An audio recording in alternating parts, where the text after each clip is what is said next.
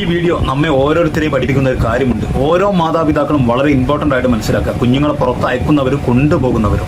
അതായത് തിരക്കുള്ള സ്ഥലത്ത്, റോഡിലാണെങ്കിലും എവിടെയാണെങ്കിലും നമ്മളെ കുഞ്ഞുങ്ങളെ നമ്മളോട് ചേർത്ത് പിടിക്കുക. കുഞ്ഞ് എത്ര വലുതാണെങ്കിലും അകറ്റി നിർത്തരുത്. അത് മാത്രമല്ല, റോഡിൽ പാലിക്കേണ്ട അല്ലെങ്കിൽ തിരക്കുള്ള ടൗണിൽ പാലിക്കേണ്ട കാര്യങ്ങൾ മനസ്സിലാക്കുക. ഒരിക്കലും വാഹനങ്ങൾ സഞ്ചരിക്കുന്ന അതേ സൈഡിലൂടെ അല്ല നമ്മൾ നടക്കേണ്ടത്.